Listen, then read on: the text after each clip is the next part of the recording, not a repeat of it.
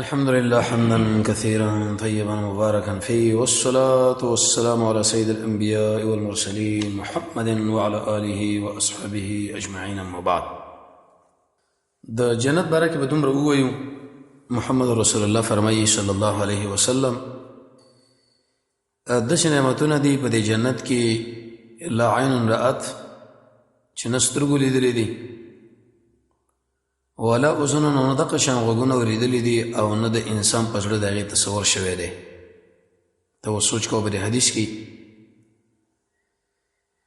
نو ذهن له اوس دا سوال راځي چې دومره قیمتي ځای دی او اوچت ځای دی، کوم خوی موږ خپل کو تر څو پورې الله عز وجل دې قیمتي جنت ته موږ ور داخل کړي.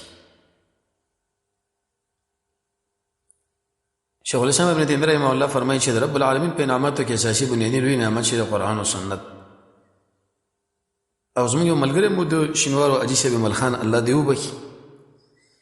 یو وخت د ګمرک په دې درس کې موږ دغه شان د جنت تذکره کوله د هادي الارواح ابن قیم رحمه الله نه، چې په دې کې داسې حورې دي او په دې کې داسې ونې دي، په دې کې داسې چشمې دي، خاورې دا رقم ته د ملاقات رب العالمین سره دی. هغه ویل دا خبره ثابته ده چې دا ډېر قیمتي ځای دی، خو ولې دا اوس پېژندل پکار دی چې په کوم شي سړی ور داخلېږي په هغې بحث پکار دی. سوال ډېر قیمتي و. نن به څه خویونه مونږ شروع کړو، د دې خویونو په نتیجه کې به انسان جنت ته ور داخلېږي،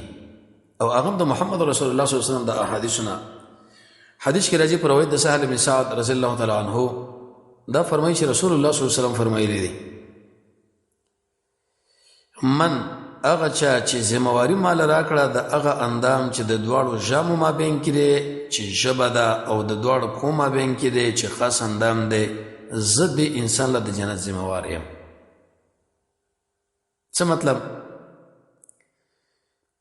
امام قرطبي رحمه الله په اول جلد 161 نمبر صفحه کې دا خبره د تقوا معنا کړې ده: ژبه کنټرولول، غیبت نه ځان ساتله. دیو جن امام ذهبي سے فرمایي چا چاله پښتنه وکړي چې په انسان کې تقریبا څومره مرزونه دي؟ وي 8000، خو لیکن د 2909 مرزونه علاج پدې کې چې انسان دا ژبه کنټرول کړي. عبد الله بن مسعود بدا ویلي وی ارسړې دی قید د ضرورت لري، خو په ټولو کې زیات قید د ضرورت لري هغه د انسان ژبه ده. حدیث کې راځي رسول الله صلی الله علیه وسلم فرمایي دې ژبې د وجې نه اکثره خلک جهنم کې لو کړی شوي دي پراته دي. ابوبکر صدیق په تاووله ابن ابي دنیا دې باره کې مستقل کتاب لیکلی، کتاب الصمت. دا من خاموشي بې ځای نه ګړه، او هغه چې دواړو خپو په دې مابین کې خاص اندام. څه مطلب؟ غلط به استعمالوي نه او دقه شان چاله به ښکاره کوي نه زه دله د جنت ذموار یم. نو الغرض هغه خوی چې په هغې باندې سړی جنت ته ور داخلېږي هغه د ژبې کنټرول دی. دروغو نه به ځان ساتي، غیبت نه به ځان ساتي، چغلۍ نه به ځان ساتي، ځان به غلط نه استعمالوي، چاله به دا خاص اندام نه ښکاره کوي. په دې وخت کې به تاله به محمد رسول الله صلی الله علیه وسلم د جنت ذموار شي.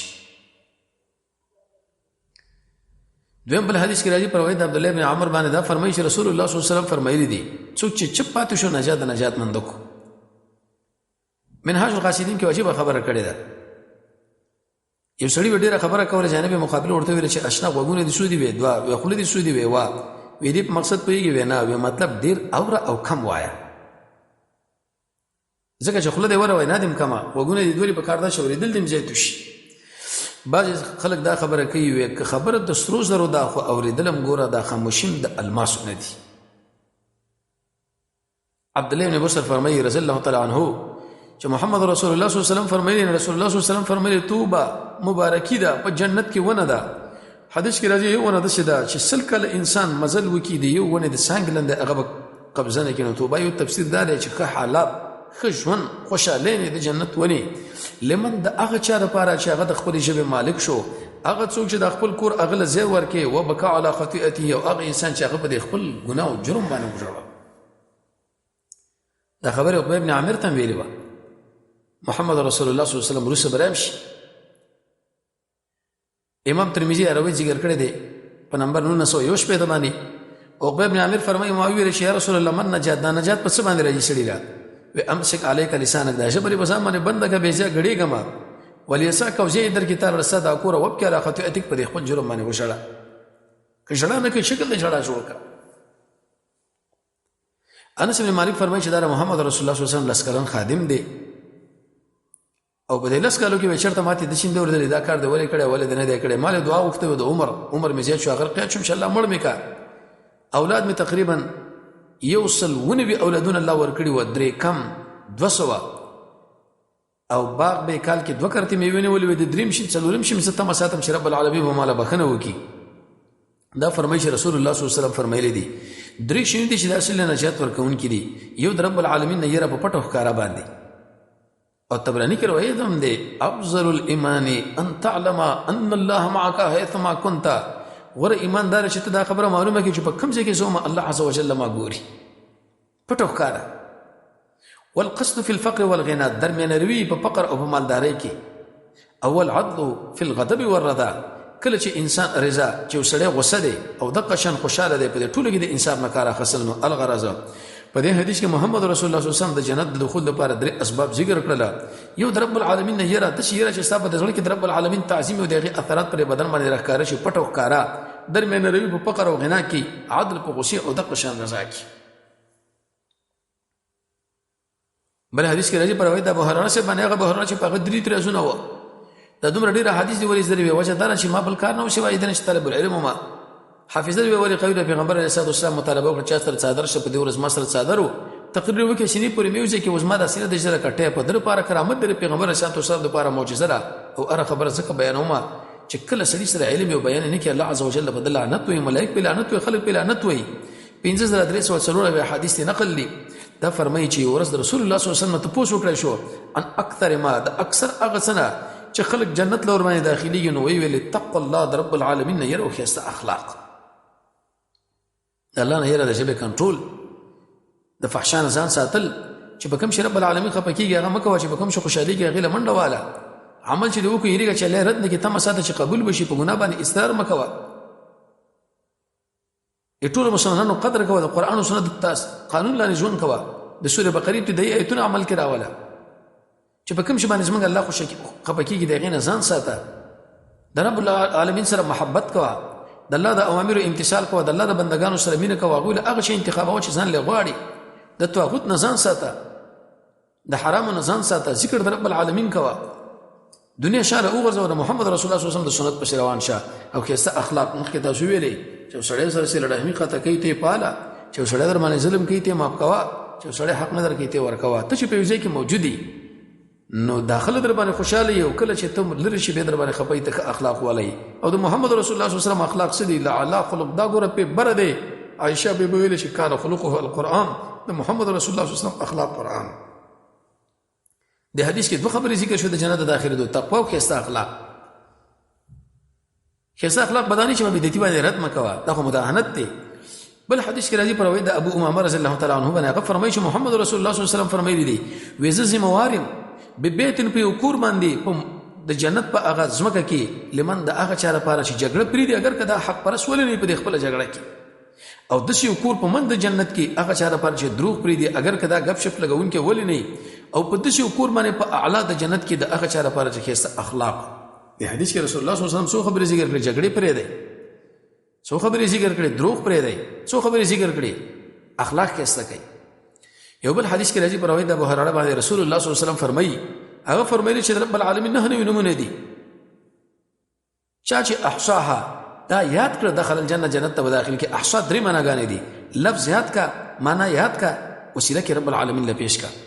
بخاری مسلم کې دا روایت د شیخ الاسلام ابن تیمیه رحمه الله په کتاب التوسل والوسیله کې شپږ اقسام د جایز وسیلې لیکلي او شیخ عبد السلام رحمه الله په خپل تفسیر کې لیکلي د الله نوم الله له وسیله کې پیش کيو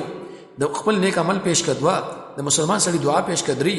خپل ایجز پیش کڅلور الله باندې حمد وای پر رسول الله صلی الله علیه وسلم درود وای پینځه رب لفظ استعمال کشپګه اې دې په دا مقصد نه چې رب العالمین دا نه نمونه دی او بس نه د نه نمونه یو پیدا ذکر کړه احصا بارک ابن حجر دی فرمای رحمه الله الفاظ یاد کا معنا یاد کا رب العالمین له وسیله کې پیش کړه دا بل سبب د جنت داخلي دو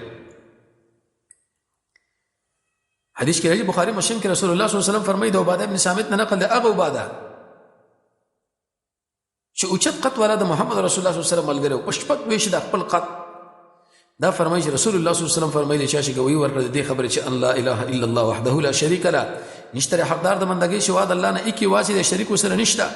محمد صلی الله علیه وسلم د الله بندو رسول له وان عیسی د الله بندو رسول له وکلمه د الله کلمه د القاها چې ورزولې مریم لا وروح منه دا روح دغه د خوانه مطلب پدې کې دا روح د الله د خوانه چول شوی دی والجنه جنت حق دی والنار حق ور حق دی ادخله الله تعالی بدا داخل کې علامه کان من العمل هغه څه باندې چې کوم عمل کړی دی د توحید کلمه په کراله د رسالت کلمه په کراله د عیسی علی السلام عبادت په کراغه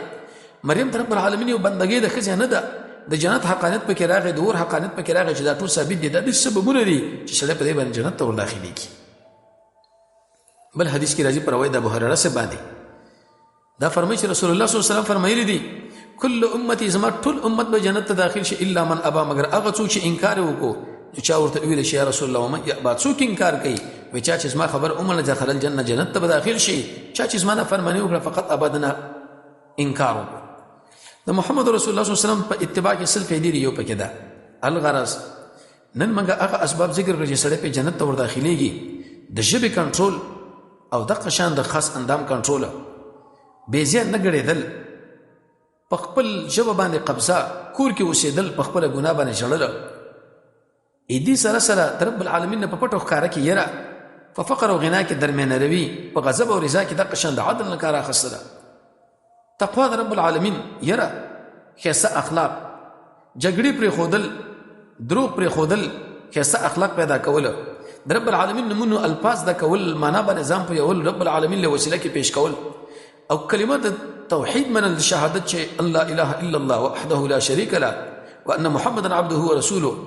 وان عيسى عبد الله ورسوله وكلمته القاها الى مريم وروح منه والجنه حق والنار حق ادخله الله على ما كان من العمل او بل عمل مدا ذکر کې څوک چې محمد رسول الله صلی الله علیه وسلم تابعداري کوي دخل الجنه څوک نه فرمانه کوي فقط عصا نو د هغه خوینو تذکره ذکر شروع ده چې په هغه باندې سره جنت ور داخليږي الله رب العزت موږ تاسو کې دا خوینو په کامله باندې پیدا کوي وصلی الله تعالی علی خیر خلقه محمد و علی اله